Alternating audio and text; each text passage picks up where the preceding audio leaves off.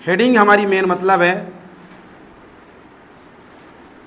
Power point क्या है,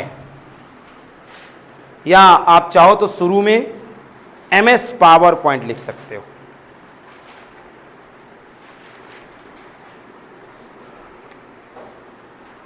MS का मतलब तो सब लोग जानते हो,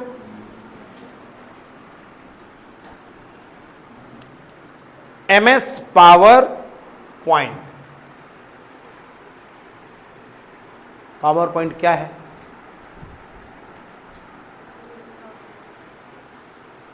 तो कुछ ऐसी लाइनें हैं जिनको इसकी परिभाषा में पिछले वाले सॉफ्टवेयर का लगा के लिख सकते हो। जैसे पहला शुरुआत करूं, 2-3 स्टेप में इसको हम समझेंगे कि पावर या एमएस पावर पॉइंट का पूरा नाम माइक्रोसॉफ्ट पावर पॉइंट है। यह एमएस ऑफिस, एमएस स्वीट का एक एप्लीकेशन सॉफ्टवेयर है जिसे माइक्रोसॉफ्ट कंपनी ने पहले वर्जन्स के रूप में 1990 के आसपास डेवलप किया था। उसके बाद इसके बहुत सारे वर्जन्स मार्केट में आते चले गए। वर्तमान में हमारे सिलेबस के हिसाब से 2013 एमएस ऑफिस का वर्जन लग रहा है, इसलिए हम एमएस ऑफिस का 2013 सॉफ्टवेयर पढ़ेंगे। सर यह एक ऐसा सा पहला पैराग्राफ खत्म हुआ। दूसरे पैराग्राफ में बताएंगे इसी के अंतर्गत पावर पॉइंट एक ऐसा सॉफ्टवेयर है जो हमें किसी भी प्रकार की जानकारी को स्क्रीन के माध्यम से लोगों तक दिखाने या पहुंचाने में हमारी मदद करता है।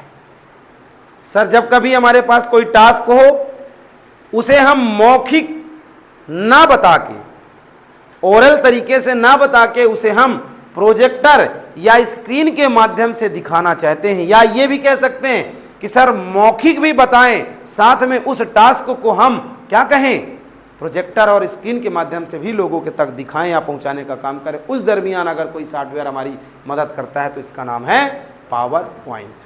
जैसे मैं अभी आपको खड़ा करूं, बोलूं कि भाई आप अपने बारे में बताओ, तो आप मौखिक बताओगे कि मेरा नाम ये है, मैं यहां से आता हूं, ये वगैरह बताओगे कि नहीं। लेकिन मैं कहूं कि आपको अपने बारे में किसके माध्यम से बताना है, स्क्रीन के माध्यम से बताना है, प्रोजेक्टर के माध्यम से हमें बताना है। यहाँ 50, 100, 200, 500 लोग बैठे हैं, अपने बारे में आप प्रोजेक्टर के माध्यम से बताइए। सबसे पहले आपका नाम लिख के आए, फिर आपकी फ़ोटो आ जाए, फिर आपका एड्रेस आ जाए, फिर आपका मोबाइल आ जाए, कहाँ, प्रोजेक्टर में आता रहे। तो उस दरमियान पावर पॉइंट जैसे सॉफ्टवेयर का प्रयोग करके हम ये काम कर सकते हैं। सर इसका प्रयोग अक्सर शैक्षणिक संस्थान में, इसका प्रयोग अक्सर कंपनियों में, लोगों को ट्रेनिंग देने, लोगों को ज्ञापन देने, या लोगों को किसी भी प्रकार की जानकारी को एक विशाल बृहद स्क्रीन के माध्यम से समझाने में हमारी ये सॉफ्टवेयर मदद करता है। बता लोगे? तीसरा पैराग्राफ बताइए। सर पावर पॉइंट की फाइल्स का नाम प्रेजेंटेशंस होता है। पावर पॉइंट की फाइल को क्या बोला जाता है? प्रेजेंटेशंस बोला जाता है। जिस प्रकार से एमएस वर्ड की फाइल का नाम डॉक्यूमेंट था, एक्सेल की फाइल का नाम वर्कबुक था, ठीक उसी प्रकार से पावर पॉइंट का नाम क्या है? पावर पॉइंट की फाइल का नाम प्रेजेंटेशंस है, जिसको हिंदी में प्रस्तुतिकरण के नाम से भी जाना जाता है। सर जब कोई टास्क हमारे पास होता है और अगर हमें उसे प्रोजेक्टर के माध्यम से लोगों को दिखाना है, तब उस टास्क का एक नाम होता है प्रेजेंटेशंस। प्रेजेंटेशंस का एक स्पेशल नाम भी होता होगा कि ये रिज्यूम का प्रेजेंटेशंस है, ये कंपनी के प्रचार का प्रेजेंटेशंस होता है कि नहीं होता। सर पावर पॉइंट की फाइल को क्या कहते हैं? प्रेजेंटेशंस कहते हैं। सर प्रेजेंटेशंस के अंदर जो पेजेस होते हैं, जैसे एमएस वर्ड में जो पेजेस होते थे उनको पेज कहा जाता था, एमएस एक्सेल में जो पेजेस होते थे उनको क्या कहा गया है? वर्कशीट कहा गया है। लेकिन पावर पॉइंट के अंदर जो पेजेस होंगे सर उनको स्लाइड कहा जाता है। क्या कहा जाता है? स्लाइड कहा जाता है। पावर पॉइंट में प्रत्येक पेजेस जरूरत के हिसाब से हम अलग अलग बना सकते हैं या कई बना सकते हैं। तो इस प्रकार से पावर पॉइंट की फाइल को प्रेजेंटेशंस, और प्रेजेंटेशंस जिनसे मिलके बना होता है उसे स्लाइड या पेज के नाम से भी जाना जाता है।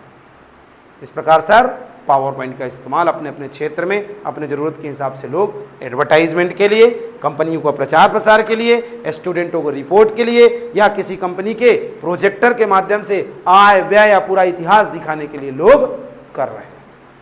ज़्यादातर प्रयोग शैक्षणिक संस्थान में होता है, ट्रेनिंग वगैरह देने के में होता है। किसका प्रयोग?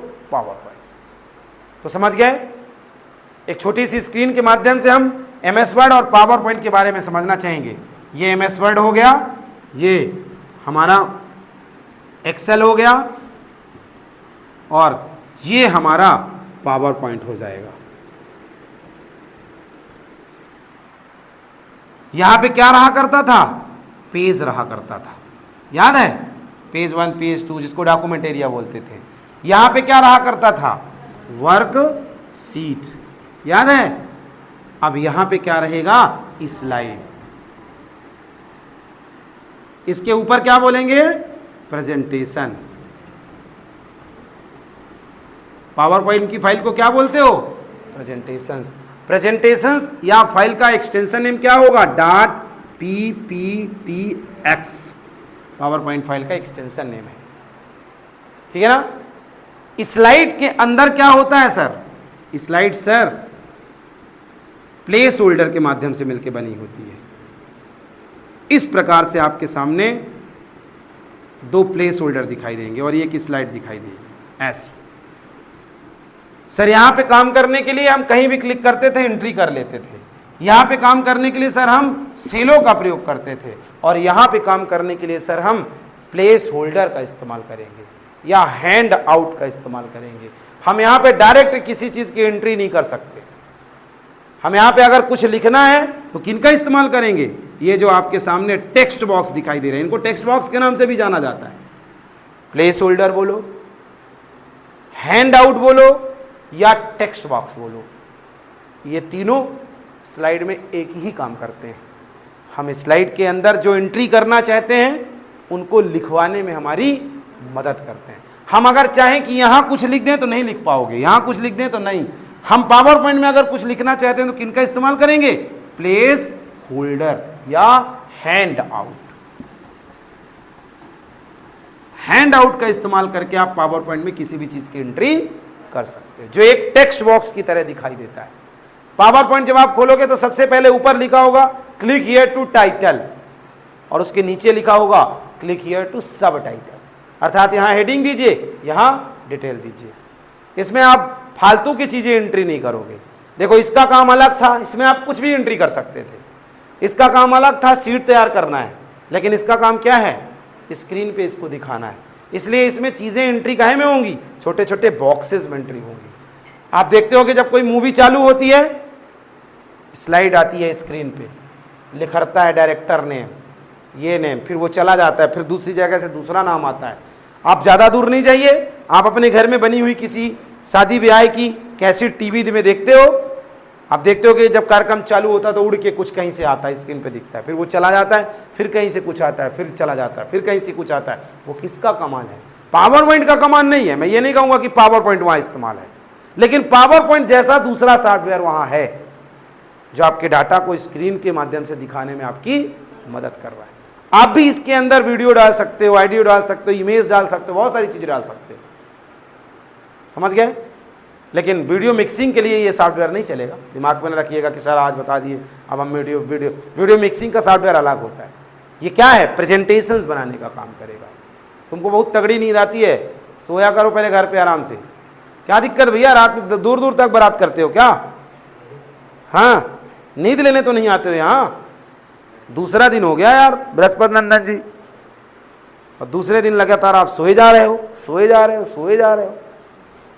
नींद तो छोड़ो, समय का अभाव है, तो नींद तो किसी को नहीं आती हमारी क्लास पे, लेकिन इतनी तगड़ी नींद आ रही है आपको कि वाह।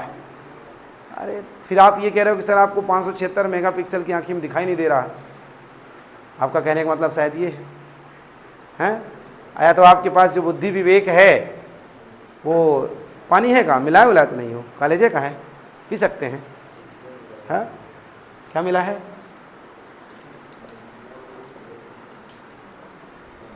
लीजिए। तो ये तीन छोटे छोटे ग्राफ के माध्यम से आपने समझा कि पावर पॉइंट की स्क्रीन ऐसी होगी, एक्सेल की स्क्रीन ऐसी थी और हमारे एमएस वर्ड की स्क्रीन ऐसी थी। तो आइए हम पावर पॉइंट में प्रवेश करते हैं। अब हटा देना इसको, पूछा ना करो तुम लोग, शांत बैठे रहा करो बिल्कुल, क्योंकि आप मास्टर माइंड हो। स्वामी विवेकानंद जी तो सर देख के समझा करते थे, सर हम देखते भी नहीं हैं। अब साफ सर एकदम से हमारे दिमाग में कूट कूट के पीस पीस के ठूस ठूस के भर जाता है सर, और इतना महीन हो जाता है कि बाद में जब हम पढ़ते हैं तो दिखाई भी नहीं देता। इतना ज़्यादा उसको पीस दिया जाता है दिमाग में कि फिर बाद में हमको दिखाई भी। सर हमारे अंदर टैलेंट की कमी नहीं है, आप बात क्या करते हैं सर, ऐसा आप लोग कह रहे हो शायद मन ही मन, है ना। देखो कह ही रहे हैं सर, है हमारे पास इतना सर आपने डाल दिया हमारे दिमाग में कि बारीक हो गया सर, वो ज़्यादा बारीक हो गया, है ना आविष्कार, ज़्यादा बारीक हो गया, नहीं हुआ बारीक, एक को गया ही नहीं है। अंतर समझ में आया, परिभाषा नहीं आई पावर पॉइंट की। अरे वाह, 3 पैराग्राफ में परिभाषा दी, 3 में से कोई एक समझ लो, 1-2 लाइन में बताना तो बताइए। किसी भी थिंक को, थिंक का मतलब तो समझते हो, वस्तु से रिलेटेड कोई भी जानकारी, किसी भी थिंक को मौखिक तरीके से ना बता के, मौखिक भी समझते हो, मुंह से मौखिक तरीके से ना बता के उसको प्रोजेक्टर या स्क्रीन के माध्यम से बताना या दिखाना, जिस सॉफ्टवेयर का काम है उसका नाम पावर पॉइंट है। यह एमएस ऑफिस का एक एप्लीकेशन सॉफ्टवेयर है जो किसी भी प्रकार के प्रेजेंटेशंस का निर्माण करने में हमारी मदद करता है। इसका निर्माण माइक्रोसॉफ्ट कंपनी ने 1990 के पहले वर्जन्स के रूप में किया, तो 1990 के आसपास, उसके बाद बहुत सारे वर्जन इसके मार्केट में आए हैं। इस सॉफ्टवेयर का प्रयोग ज़्यादातर लोगों को प्रशिक्षण देने में, जैसे मैं अभी आपको पढ़ा रहा हूं, मान लीजिए पावर पॉइंट ही पढ़ा रहा हूं, अगर यही चीज़ हम प्रोजेक्टर के माध्यम से हम आपको पढ़ाना चालू कर दें, हमारे पास है प्रोजेक्टर, टैली की क्लास में हम प्रोजेक्टर देते हैं, तो प्रोजेक्टर के माध्यम से अगर हम किसी भी प्रेजेंटेशंस की जानकारी बताना चालू कर दें तो उस दरमियान किस सॉफ्टवेयर का प्रयोग करेंगे? पावर पॉइंट का। एमएस वर्ड से नहीं होगा, ना ही एक्सेल से होगा। हाँ, एक्सेल की सीट प्रोजेक्टर में शो हो जाएगी, लेकिन एक्चुअल में काम कौन करेगा? पावर पॉइंट का काम होगा। तो कुछ भी बता लीजिए, 1 लाइन पे बता दीजिए, मौखिक ना बता के प्रोजेक्टर और स्क्रीन के माध्यम से दिखाना ही पावर पॉइंट कहलाता है। इतना भी बता सकते हो। पावर पॉइंट को खोलेंगे कैसे? सब लोगों को पता है, जैसे एमएस वर्ड को खोलते थे, एक्सेल को खोलते थे, वैसे इसको भी खोलते। सर पावर पॉइंट की विशेषता क्या है? एलिमेंट्स ऑफ पावर पॉइंट आप नोट्स में देखोगे, मिल जाएगा। पावर पॉइंट के तीन एलिमेंट्स हैं। पहला है, अगर चाहो यहां पे लिख सकते हो, एलिमेंट्स ऑफ पावर पॉइंट। इसमें पहला नंबर है स्लाइड, दूसरा नंबर है हैंड आउट्स, हैंड आउट्स बोलो या प्लेस होल्डर बोलो, प्लेस होल्डर, या अपनी एकदम शुद्ध भाषा में बोलना है तो टेक्स्ट बॉक्स बोल लो। 3 में से किसी एक का नाम ले सकते हो। और तीसरा नंबर है स्पीकर नोट। मिला क्या?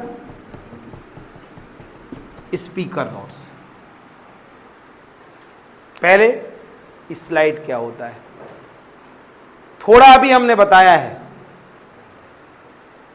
कि सर जब हम पावर पॉइंट में काम करना प्रारंभ करते हैं तो उसका जो पेज होता है उसे सर हम स्लाइड कहते हैं।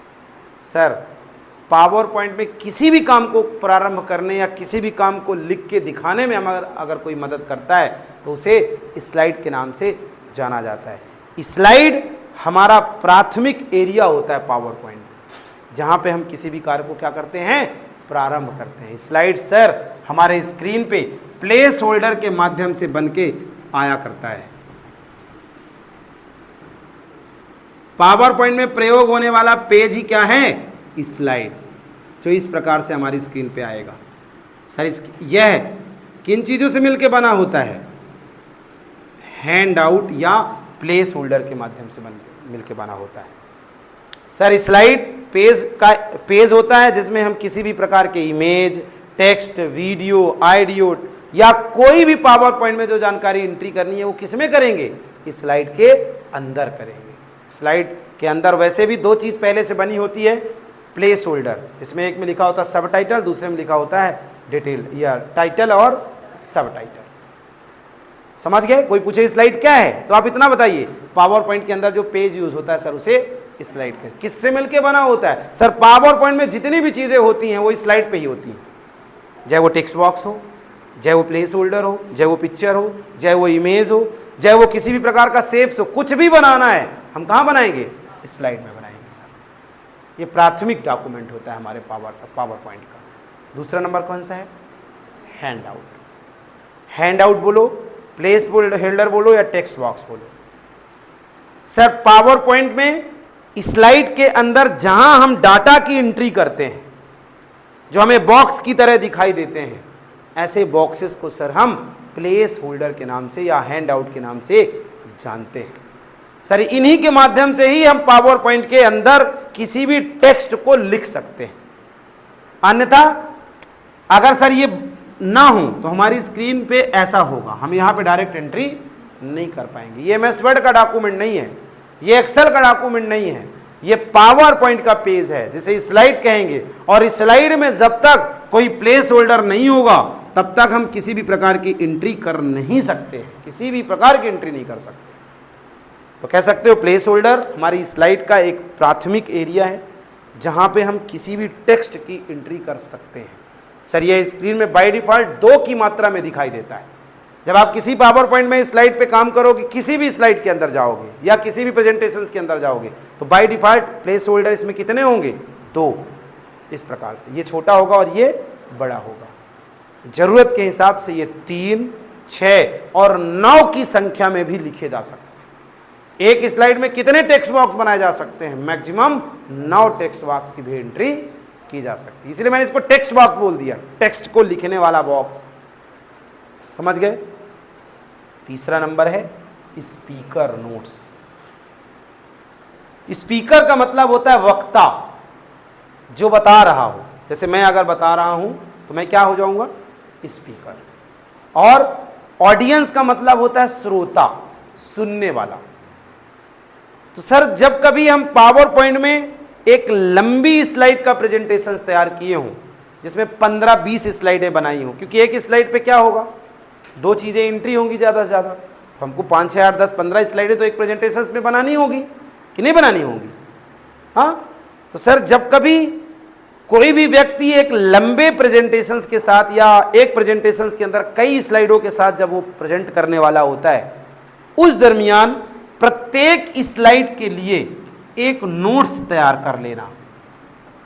नोट्स मतलब एक छोटी सी लाइन, उस लाइन से इस पूरी स्लाइड का कथन क्लियर हो जाए। हर एक स्लाइड्स के बारे में एक छोटी सी लाइन तैयार करना ही नोट्स कहलाता है। और स्पीकर नोट्स वक्ता का नोट्स, अर्थात जो प्रेजेंटेशन शो कर रहा है उसके लिए एक हेल्प कौन प्रदान करता है? Speaker notes. मान लीजिए उदाहरण के तौर पे मैं कहूं कि मैं 15 से 20 स्लाइडों का एक प्रेजेंटेशन बनाया हूं, ठीक है। अब 1, 2, 3 स्लाइड तो हमें ध्यान रहेंगी, हमने स्क्रीन पे शो करना चालू किया।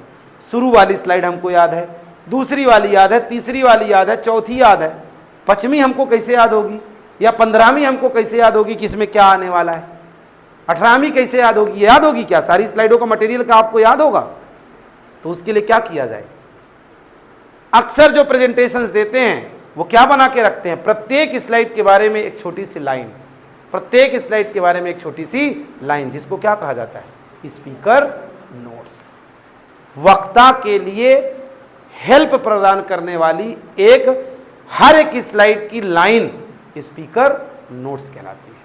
हर एक स्लाइड के बारे में जो डिटेल से है उसका एक सारांश लाइन स्पीकर नोट्स कहलाती है। जैसे मैं कहूं आप लैब में जाओगे तो आप क्या बनाओगे? पावर पॉइंट में किस टास्क पे काम करोगे?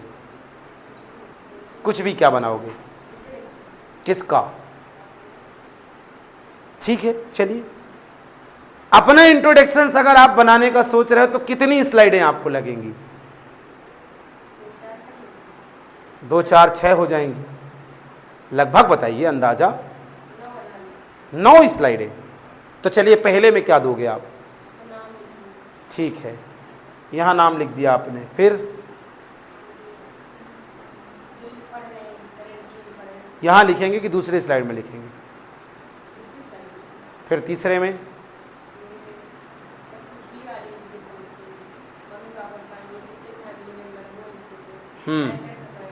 बहुत सही टास्क है तुम्हारा।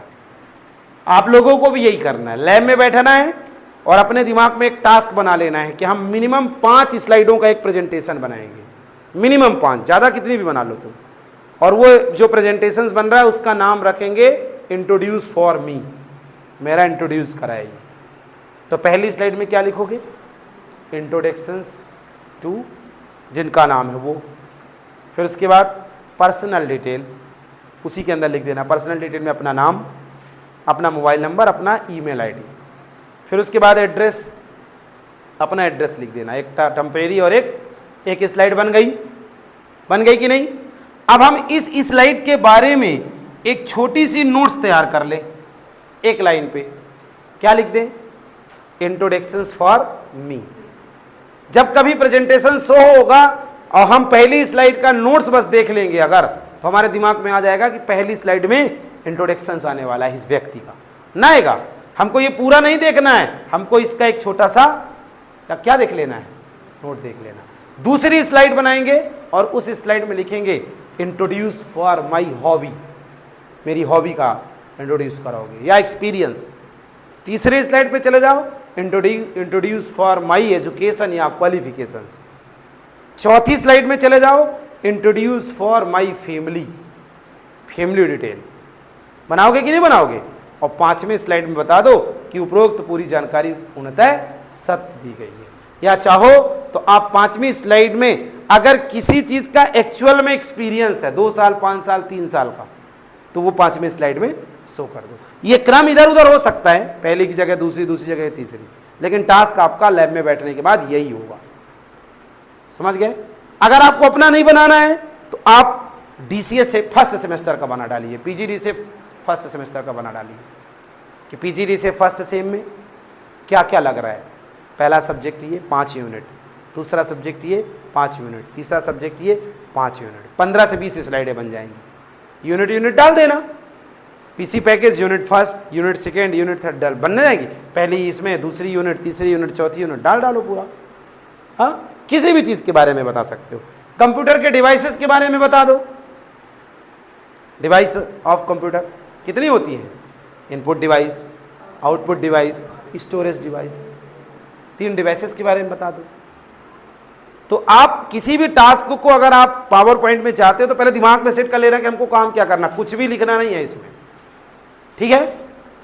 तो इस प्रकार से पावर पॉइंट के एलिमेंट्स, पहला स्लाइड, दूसरा हैंडआउट और तीसरा स्पीकर नोट। स्पीकर नोट्स का मतलब वक्ता के लिए हेल्प प्रदान करने वाली एक छोटा सा टास्क होता है। ये उस दरमियान ज्यादा प्रयोगेबल होता है जब कोई भी स्पीकर करता स्क्रीन पे किसी प्रेजेंटेशन को क्या कर रहा हो, शो कर रहा हो। सर ये प्रत्येक स्लाइड के बारे में एक छोटी सी जानकारी को कलेक्ट करता है जिसका नाम है स्पीकर नोट। प्रत्येक स्लाइड के नीचे एक छोटी सी लाइन होती है जहां पे आप स्पीकर नोट्स की एंट्री प्रत्येक स्लाइड के बारे में क्या कर सकते हो, कर सकते हो।